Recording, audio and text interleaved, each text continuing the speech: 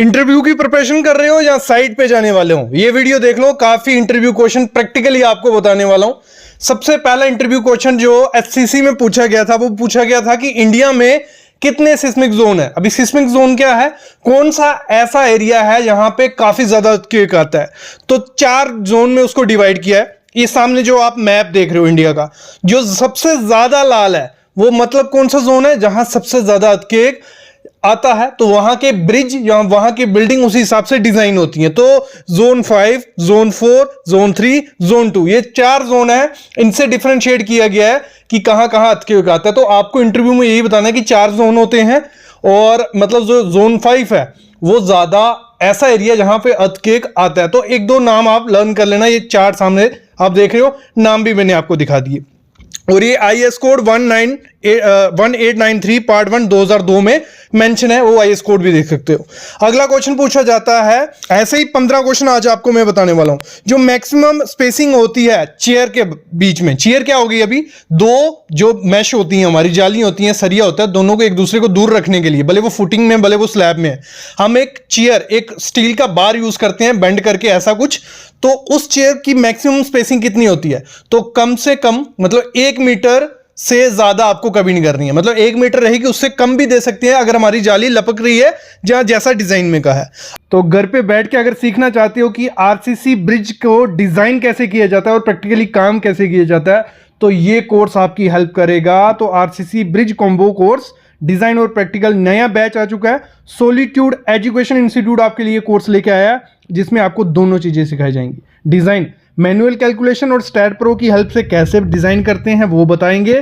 Practical भी सिखाने वाले हैं। जो दिल्ली का एसओआर है उसमें क्या रेट है वो कैसे देखना है, बीवीएस कैसे बनानी है, बीओक्यू कैसे देखना है रिइंफोर्समेंट का, कंक्रीट का बीओक्यू और कॉस्ट एनालिसिस कैसे करनी है। मतलब ब्रिज को, कंक्रीट ब्रिज को आप डिजाइन कर सकते हो इस कोर्स को लेके। तो इसमें आपके टॉपिक क्या रहेंगे, देखो टॉपिक क्या है। सेशन 1 जो आपका रहेगा, इंट्रोडक्शन दी जाएगी पूरी आरसीसी ब्रिज, हाईवे ब्रिज के बारे में पूरा आपको डिटेल में बताया जाएगा। दूसरे सेशन में आपको जो आईआरसी 112 है, जिसकी जो कोड है, जिसकी हेल्प से डिजाइन होता है, मैंने जैसे कहा स्टार्टिंग में ही, कोड के बिना कोई काम नहीं होता। तो इसमें पूरा आईआरसी 112 आपको बताया जाएगा कि कैसे लाइफ कितनी होती है ब्रिज की, उसको क्या क्या चीजें ध्यान में रख के डिजाइन करना होता है। जैसे मैंने सिस्मिक जोन के बारे में बताया, वो भी इसमें आईआरसी में दिया रहता है। वो सिस्मिक जोन जो व्हीकलर अंडरपास होते हैं, जैसे ये सामने आप देख रहे हो, ये पिक देख रहे हो ना, ये वाली अंडरपास होते हैं, इनको डिज़ाइन किया जाता है कि कितनी गाड़ियाँ जाएंगी, कितना लोड रहना चाहिए, सब चीज़ें। तो वो डिटेल्ड आपको पूरा बताएंगे कि कैसे डिज़ाइन करना है। फिर इसमें जो मॉडलिंग रहती है, डिज़ाइन चेक रहते हैं। जैसे एक बार डिज़ाइन हो जाता है, फिर उसके चेक किया जाता है कि वो जो हमने डिज़ाइन किया वो सही है नहीं किया, वो भी यहाँ होगा स्टैट प्रो की हेल्प से, मैनुअल कैलकुलेशन की। फिर जो भी सॉलिड स्लैब्स होती हैं ब्रिज के ऊपर आएंगी, सॉलिड स्लैब, ऐसे भी सॉलिड स्लैब जो होती हैं छोटे मोटे ब्रिज की, ऐड की हेल्प से, आईआरसी 112 की हेल्प से कैसे डिजाइन करना है। फिर आई ग्रिडर जो आपने मोस्टली हाईवे पे देखे होंगे, ये देखो ऐसे होते हैं कुछ, ये सामने आप देख रहे हो ना, इस तरफ, ये देखो ये वाले। तो इनको कैसे डिज़ाइन किया जाता है, प्रीकास्ट तो किया जाता है, लेकिन डिज़ाइन तो किया जाता है, किस तरीके से डिज़ाइन किया जाता है वो इसमें आपको पूरा बताया जाएगा। फिर जो आपके आई ग्रिडर, उनका पूरा मतलब उनकी मॉडलिंग कैसे करनी है, डिज़ाइन पूरी कैलकुलेशन कैसे होगी, तो ये सब चीज़ें इस कोर्स में आपको कवर होने वाली हैं। फिर आपके जो क्रॉस ग्रिडर रहते हैं, डेक स्लैब रहती हैं, आई ग्रिडर, उनके डिज़ाइन। देखो ऐसे में आई ग्रिडर बोलूँगा, डेक बोलूँगा, आपको आइडिया लगेगा, लेकिन ये बता देता हूँ आपको, कोई भी ब्रिज, आरसीसी ब्रिज, उसका प्रैक्टिकली और सॉफ्टवेयर से कैसे डिज़ाइन करना है, इस कोर्स में आपको वो सारी चीज़ें कवर हो जाएंगी। फिर जो डेली का स्केड्यूल रेट, अगर आपको एसओआर नहीं पता होगा तो आप उसका वो नहीं कर सकते, मतलब मैन पावर के बारे में नहीं पता चलेगा, कंस्ट्रक्शन मटेरियल के बारे में नहीं, तो ये सब चीज़ें इसमें बताई जाएंगी।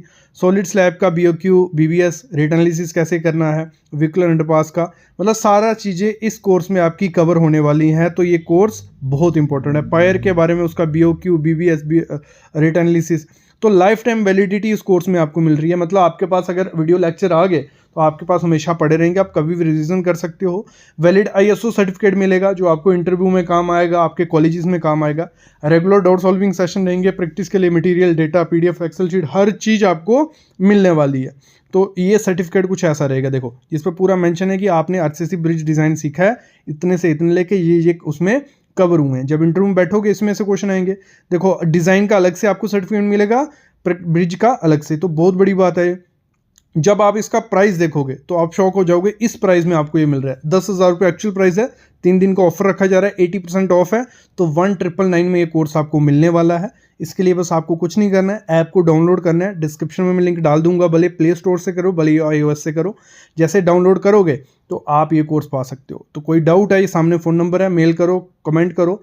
तो मेरे ख्याल में इस कोर्स को आपको घर पे बैठ के अगर सीखना है आरसीसी ब्रिज डिज़ाइन, तो इससे अच्छा कोर्स नहीं है। जल्दी जाके अप्लाई कर लो। अभी चलते हैं हम इंटरव्यू क्वेश्चंस पे। अगला क्वेश्चन है, मिनिमम ग्रेड कितना होता है सीमेंट का जो हम यूज़ करते हैं, जहाँ मैक्सिमम वाटर सीमेंट रेशियो, जहाँ मिनिमम सीमेंट कितना प्रोवाइड कर रहे हैं। तो उसका आंसर हमें IS कोड ने दे दिया। IS कोड 456 ने पूरा बताया। सामने चार्ट देख रहे हो, देखो ये इसमें लिखा हुआ है मिनिमम सीमेंट आपको कितना रखना है, भले वो माइल्ड कंडीशन है, मॉडरेट कंडीशन है, मतलब जिस कंडीशन होगी उतना 220 kg पर m³ आपको रखना ही रखना है।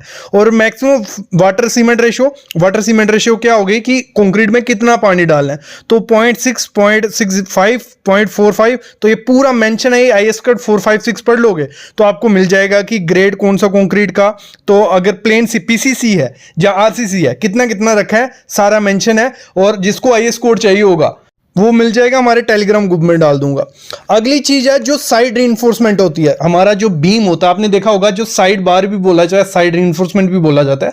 तो वो हमें देनी चाहिए कि नहीं देनी चाहिए? जी हाँ, अगर हमारी बीम की डेप्थ 750 mm से ज्यादा हो जाती है तब तो हमें देनी ही देनी है। बाकी जब डिजाइन हमें जो आर्किटेक्ट हमारे लिए या स्ट्रक्चरल इंजीनियर डिजाइन करता है कि ये बीम है हमारा और साइड बार देना है, तब भी आपको देनी है कि आपकी रीइंफोर्समेंट को, आपके स्टीरअप को वो पोजीशनिंग करके रखता है, एक जगह पकड़ के रखता है। तो साइड रीइंफोर्समेंट देनी होती है।